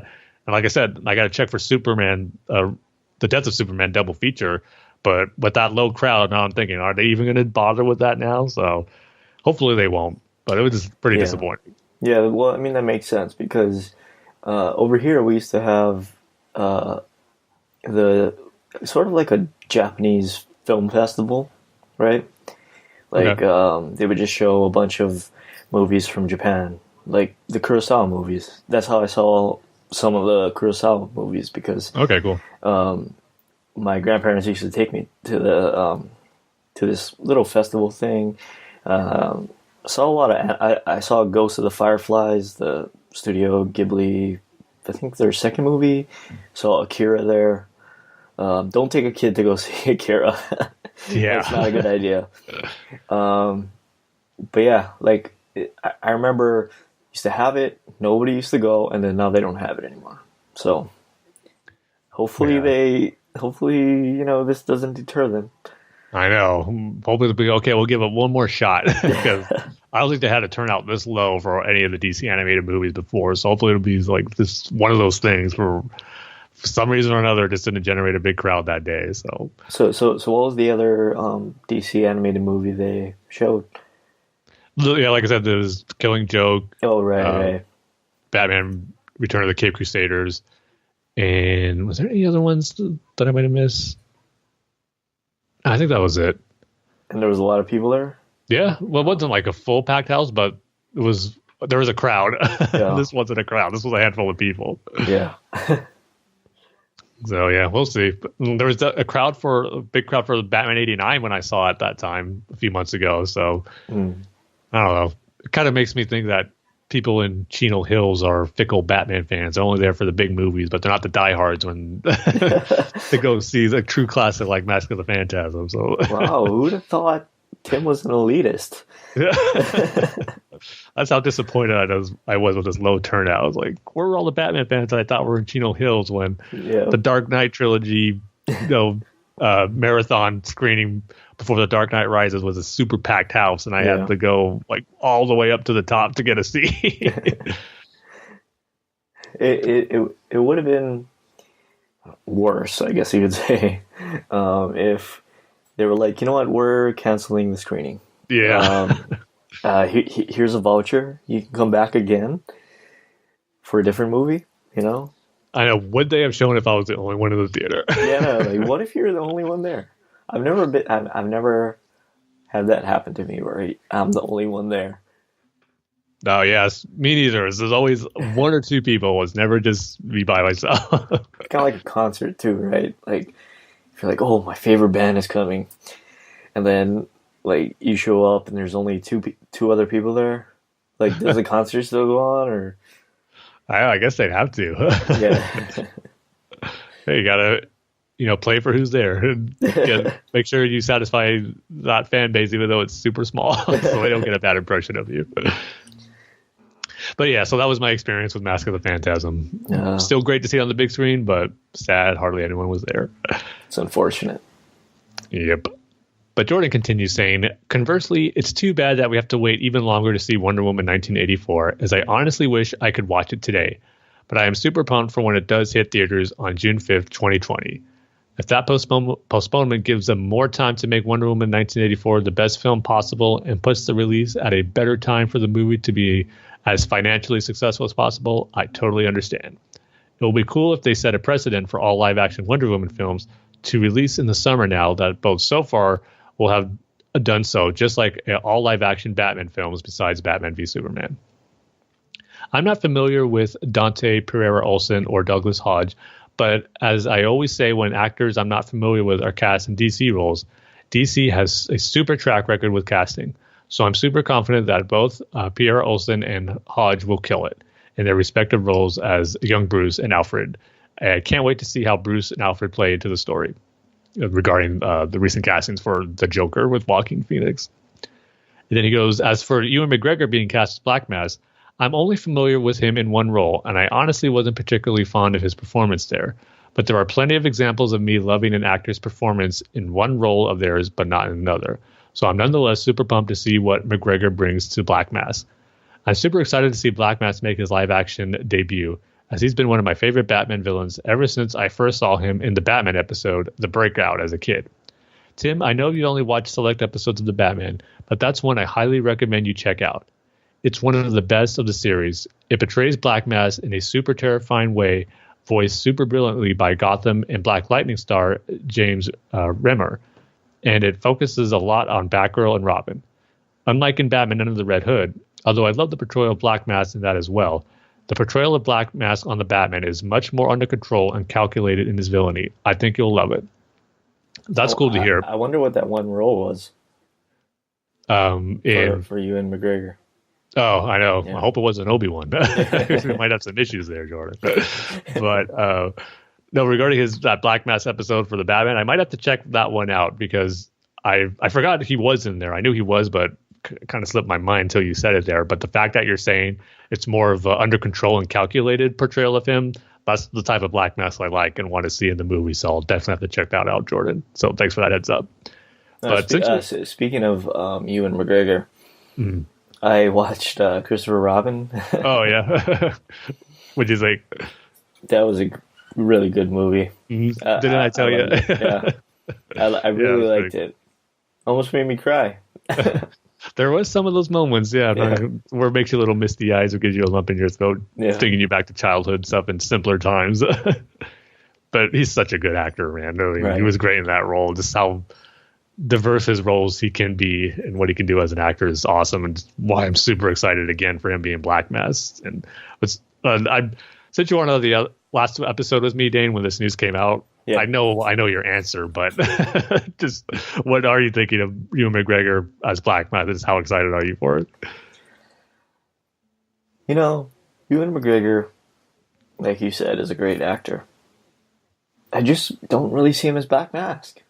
I just don't. I know you don't see it, but that's what makes me super excited about it, to be honest with you. Yeah, right. But I mean, look what he did with Obi-Wan. Before that, you wouldn't think Ewan McGregor and Alec Guinness, right? Mm-hmm. There's no similarity, right? So who knows? I'm probably going to be surprised. Yeah, I mean, you don't doubt Ewan McGregor's ability. Yeah, never doubt Ewan McGregor. Yep. That should be a slogan. But Jordan continues saying, I asked him on his last email where he said the soundtrack for Superman 3 is one of his favorites as to why that is. And he goes, there is indeed one main reason why the Superman 3 score ranks so high on my list of favorite movie scores, above even the Superman, the movie score. And that would be for Clark and Lana's love theme. It's super beautiful and brings me to tears every time I hear it. Once I read your email and all that, Jordan, that theme didn't pop into my head because, to be honest, I hardly watched Superman 3. Even though the Clark and Smallville and stuff with him and Lana is the best part of that movie, the theme never really stood out. So I did a search for it on YouTube to check it out. And yeah, it didn't ring any bells as far as me remembering the theme. Like, oh yeah, that's what it sounded like. I was pretty much hearing it for the first time. But it was a pretty good theme. I got to admit, it starts off with, a piano melody, and then it kind of kicks in to like that 80s style of music soundtracks that were going on during that time. But it was a good theme and could definitely see why you like it. So thanks for telling me, and so I could check it out and see and hear it for myself. And he continues saying, I'm super pumped about the new image of Superman and Lois in Elseworlds. Tyler Hoechlin's Superman suit is my second favorite live action suit, only behind the one in Smallville season 10. And it continues to blow me away every time I see it, which, not to cause any friction between us, Jordan, but it's funny. I actually went back to rewatch the Smallville finale because I totally forgot. Me and my brother were talking about, there's that scene where they showed the Legion of Doom in Smallville. I go, oh man, that's right. We see Black Manta and we see, Captain Cold and Solomon Grundy. I totally forgot about that. But we were thinking, what episode was it? And he was saying it was the finale. So we kind of watched the finale again. It wasn't. It was another episode. But that finale is a great and fitting finale for the show. But man, I remembered how sorry, Jordan, you're probably going to hate me for this, but how disappointed I was with the portrayal of him in that Superman suit. The zoomed out shots where it's just a CG suit they did on Tom Welling, and they was so zoomed out where you could never see him in the actual suit. And then they zoom in on a close up of his face, and you kind of see the cape flowing in the background, that CG. I just remember being disappointed then and still disappointed now rewatching it. I've seen him not really in the Superman suit, but glad you enjoyed it, Jordan. But man, I was just super bummed that that's how we got to see Tom Welling portrayed as Superman after waiting 10 years following Smallville. I think they should have just left it where how the series ended. You see him on the rooftop ripping his suit open, and you see the Superman logo on that suit there. That was awesome. It looked great there. But all those years waiting to see Tom Welling suited up as Superman, and we just get those kind of cheap shots of him, or not really in the suit, but like I said, with CG effects, that always bugged me. And rewatching it again bugged me again. So sorry, Jordan, don't hate me, but I just had to get that off and seeing it again. And reading that your email just reminded me about that. But he goes on to say, though, I love that it looks like Superman and Lois are in the fortress, as I would love to see the fortress again in Elseworlds. It, of course, evokes Superman 2, especially given Lois's outfit. But being the massive Smallville fanatic and Kalana shipper that I am, it also evokes the Smallville episode Reckoning for me, the scene when Clark takes Lana to the fortress and reveals the secret to her and proposes. I keep thinking I couldn't possibly be any more excited for Elseworlds than I already am.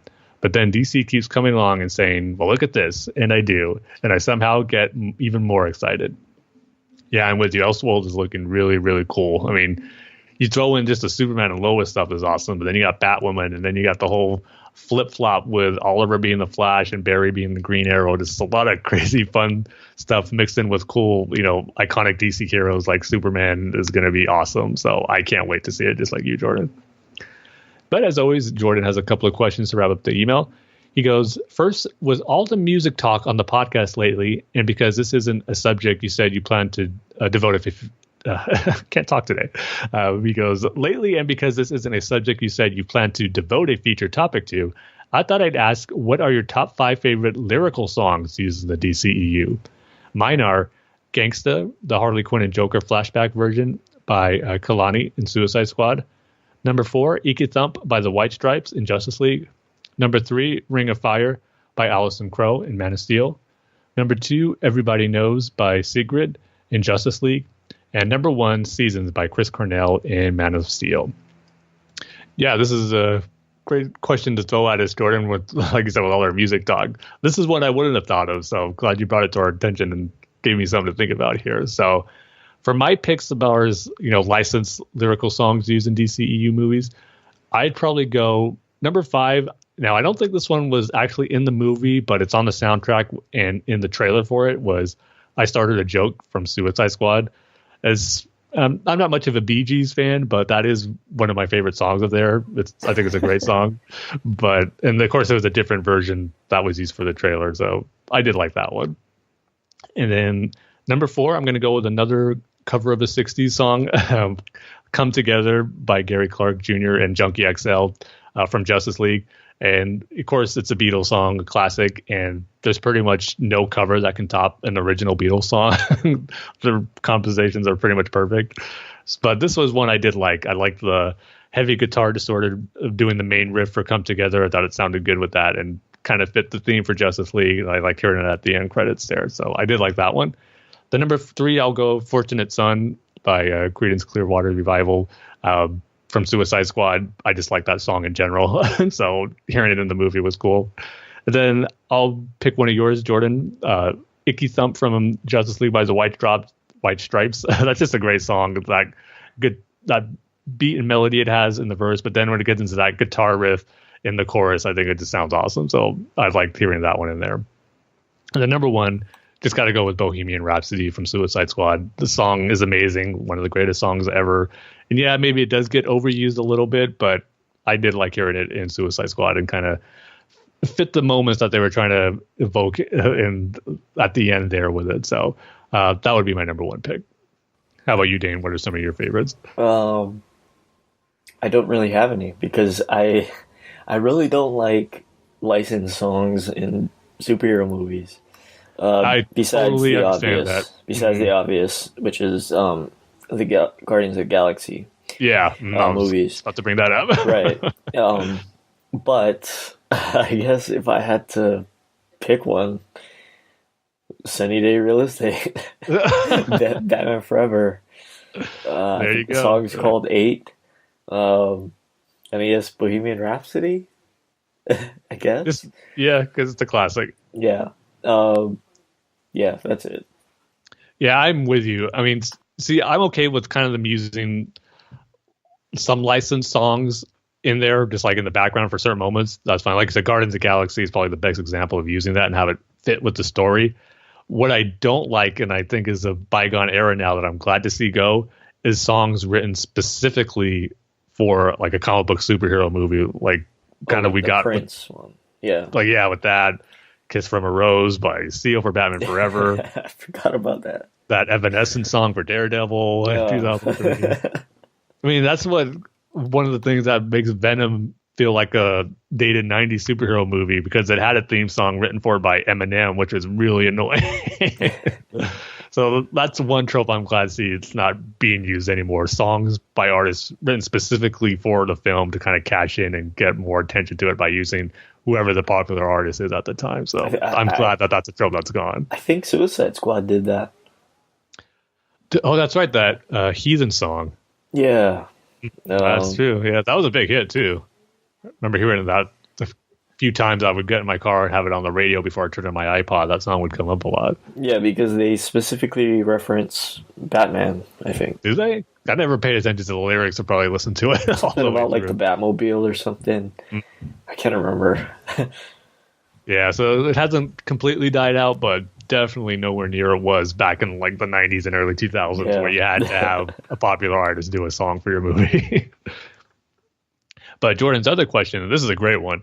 He goes, on the subject of Everybody Knows, since it's the song that plays during the super moving Justice League opening credits montage, how would you rank the super beautiful opening credits montage in Watchmen, Batman v Superman, and Justice League? For me, it's number 3, Watchmen. I love how we get the history of what that world illustrated super artistically and efficiently through the opening credits. Number 2, Batman v Superman. It's the most haunting live-action depiction of the Wayne murders we've ever gotten, and I love how much inspiration it takes from the Dark Knight Returns version of the Wayne murders. And number 1, Justice League. I love how we see both Superman's loved ones and the world as a whole are responding to a world without him, reinforcing how much the world needs him. For all 3 of those opening credit montages, I should also note how much I adore the music. Klana Forever, your super friend Jordan. Yeah, for me, Jordan, again, it's a great question. I haven't really thought about this, but my picks would probably be the opposite of yours. I'd go number 3, Justice League. I agree, it is cool seeing, how the world is reacting to without Superman, with that somber song playing. Everybody knows. It had a good effect, and I thought it worked well. The number 2, I will go Batman versus Superman, that opening of the Wayne murders. Just when you think, you've seen the Wayne murders tons of times, not going to do anything different. You're right. It was a more haunting and graphic showing of the Wayne murders mixed in with the music, which I believe that track was called Beautiful Lie, if I'm not mistaken. So it was effective also. But my favorite is definitely Watchmen. Man, I love it. I know it's even considered to be one of the greatest opening sequences out of any comic book movie. Just how it incorporates the history of that universe, with the Minutemen and, just giving you that recap through those flashbacks of those characters, what's happened to them. It had to be, it was a field day for anyone familiar with the comics of Watchmen, and seeing that played out on the big screen in that way, mixing with Bob Dylan's The Times Are Changing. I mean, it just fit beautifully and perfectly. So that is a fantastic opening sequence, and is definitely my number 1 pick. Yeah, speaking of Watchmen, I recently rewatched that movie. The extended cut, the ultimate cut? I have no idea. I don't know, because that's how I hate to see it, Tim. It's not a good movie. Oh man, I love it. You love it. Yeah. Did you read the comics? Yeah. I did. After? I'm one of the people who actually did the opposite. I saw the movie first and then read the comic. You don't see the difference in it? There's differences in it, obviously, Yeah. but I just thought he did a great job of, it is, I think one of the criticisms I always hear that is maybe too faithful in it, but that's what I really love about it, to be honest with you. It's not faithful enough. And I think Zack Snyder might have, he's making a blockbuster Hollywood movie, right? So he can't, do what Alan Moore did, but he kind of missed the point in Watchmen. These aren't good people. They're not. No, yeah, they're not. And that was the whole point of. But I think that came across definitely with, if not all, most of the characters, I felt. Yeah, but I don't know. It's like he just missed the point on what Alan Moore was trying to say, and oh man, that it might be inappropriate to talk about, but that sex scene is awful. It's awful. Yeah. I don't need to see that and Hallelujah playing in the background. I'll agree with you on that one. And the action sequences too. They look really good and they're shot really good, but that's kind of the antithesis of what Watchmen is, So I don't know. Yeah, that's the agree to disagree thing we're going to have on that one, Dane. Because I love it every time I watch it. More and more, I just thought he did a really great job. But I do agree with you that it is a great opening credit sequence. But I'm going to have to just give it to the Dark Knight trilogy, where it's just straight into the movie. The Warner Brothers logo, the DC logo, then straight into the movie. And then it's everything after that. Because we don't have to sit through, the opening credits, seeing everybody's name, whereas we can just see that at the end. And I agree. That's my preferred way of movies starting now, and it is becoming the norm. But when you do something good, like the Watchmen opening credit scene, I think I don't mind sitting through the credits and seeing something. Also, probably my number 1, because it actually has credits in the beginning, is Guardians of the Galaxy Volume 2. Those are other ones. Yeah. Mm-hmm. Those are good examples of making fun, entertaining opening credit sequences, especially the second one. You're right. Yeah. So, thanks for the questions, Jordan, and the email. As always, we love hearing your questions and thoughts on all the topics going on in the Batman and DC universe. So we'll look forward to your next email. But with that, we can go ahead and go into our comic book reviews, which is going to be for Batman number 58. And as always, we're going to go into spoilers as we review the issue. So if you haven't read that issue yet, you might want to hold off. Come back read it, and then hear what we have to say about it. And for this episode, I think there could be no other rating scale instead of, it just has to be Stan Lee's Excelsior. Like, that has to be it. In order for the passing of Stan Lee in his life, we got to have that be one of our rating scale for this episode. So Stan Lee's Excelsior. So for Batman number 58, it's going to kick off a new story arc in Tom King's ongoing 100 issue run here for Batman. And this one's has to deal with the Penguin. And he's setting up some pretty cool and interesting new plot details here that, you know, I'm really fascinated with and interested to seeing how they all play out here. So like I said, it deals with the Penguin. It starts off with him getting the news by his men that this woman has been killed, who apparently is his wife, is what it's made out to be, as he has them create tombstones that says her name's Penny, and the last name he puts on his Cobblepot. So I'm not sure if Penguin's been in any other stories we got to see this woman Penny and him fall in love with her, but she has been killed, and we just see him being told that information and how he reacts to it. He breaks off his cigarette and he just tells him, "Bring me a top hat, a tuxedo, and an umbrella." Then the next page we see him fighting Batman with his umbrella and some penguins, but Batman takes him out pretty easily. Then we see him back in prison with a shaved head, and then we get to see him back march down the stairs and see him back with Bane, because we know he was one of the characters we saw at the end of Batman issue 50 who were part of Gang's group in his ultimate plan to break Batman once and for all. So we see Penguin in his prison suit kind of standing before Bane, like shoulders shrugged, knowing he messed up, and now he's facing his boss. And Bane's there along with the Thomas Wayne Batman. He doesn't say anything, and he's the character I'm most intrigued to see how he fits into all this, but he's standing next to Bane. And so we find out that Bane was very disappointed in how Penguin handled the whole Mr. Freeze situation, and here learning that Penguin was behind the murders of those 3 women in framing Mr. Freeze to put him in jail. But he got off, and that displeased Bane. And they don't specifically say it, but I think because of that, at least what I took from it, is that Bane had this woman Penny, who Cobblepot cared about, killed because of his failure in that regard. So that's kind of his Penguin's punishment, and now he has to make good on Bane's other requests here. So once Bane gets out of prison, or not Bane, Penguin, once he gets out of prison and has that meeting with Bane, he's back in the Iceberg Lounge with a welcome party, and he just asks his crew where's her body, and he sees it, and we see him mourning, and we get some pretty touching moments with Penguin here, mourning the death of Penny here as he's at her gravestone.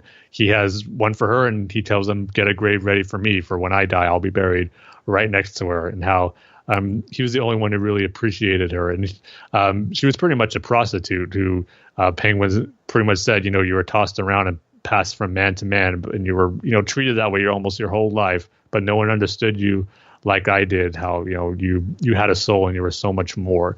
So it would have been better if we got some history or insight to Penguin's relationship with this woman to kind of make you really feel his loss here. But without that, Tom King did a good job, you know, conveying Penguin's loss here and how he's coping with it.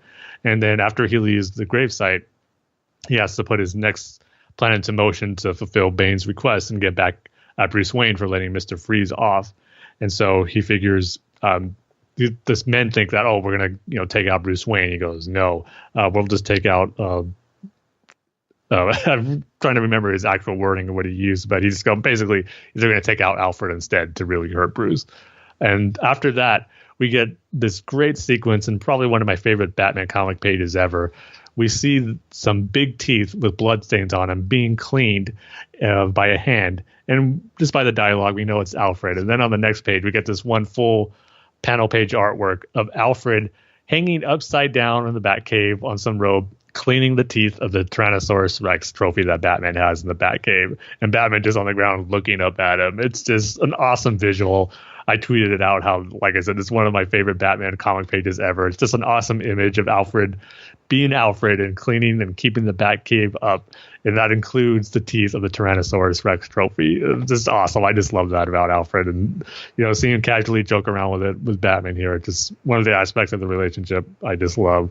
So Batman is leaving the Batcave because Gordon told him there's been another murder case just like the Mr. Freeze victims, but this time there's a feather at the scene of the crime. And Batman pieces that together, that Penguin's involved. He goes and takes out some of his criminals. But as he's facing off against Penguin's thugs, we see Alfred in the Batcave, and the alarm goes off that a window has been broken. And he contacts Batman, and Batman tells him to check it out. And it's probably just a storm, but to still be careful. And when Alfred goes in to check, he sees there's a dead bird that smashed through the window and is on the floor. Then as we look, one of the panels shows Alfred through the window. You see the red targeting dot be put on his forehead and about to be taken out by a sniper in a helicopter. And Alfred sees it. And once that happens, Batman infiltrates the Iceberg Lounge in the Penguin's office and confronts Penguin. And Batman confronts him saying, I know about the murder, but Penguin is not paying attention to him. He just goes talking to his men over the radio, report. And they tell him, we have Wayne's butler in our sights. You want us to pull the trigger on him? And then Penguin goes, no, perhaps not. Instead, kill the pilot and then yourself. And he just goes, you got it, boss. Then through the radio, you see the gunshots of the pilot, of the gunman shooting the pilot and then himself and not Alfred. And then the issue just ends with Penguin telling Batman, we have much to discuss here. So things I'm really interested to seeing how they're playing out. Is Penguin going against Bane, doing things differently by not taking out Alfred? And why does these two of his men kill themselves just at the whim of his command? Does he have some kind of mind control? Is he using Mad Hatter tech here?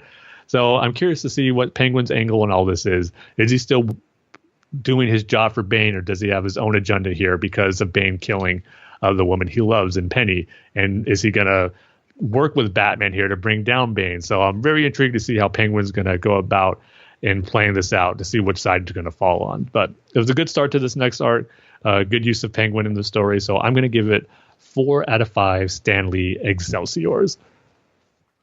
And yeah, with that, that's the only issue to review on this episode. That's going to do it for this episode. So as always, Dane, I'll throw it you for the outro. All right, just go over to the BatmanUniverse.net, Facebook.com/BatmanUniverse, or Twitter. Twitter handles at I almost said at Bat-Fans Podcast. At Batman Universe. The show's Twitter handles at Bat-Fans Podcast. Tim's Twitter handles at TimG311. I'll say it this time because it was pretty lonely in that screening of oh man. My Twitter handle is at Dane Says Banana. Rate and review us on iTunes, and if you want to email the show, you can email the show at batfanswithoutpants@gmail.com. So with that, like we say at the end of every single episode, Tim, we love each and every one of you with all of our bat and Excelsior hearts. See you guys next time. See you next time, everybody.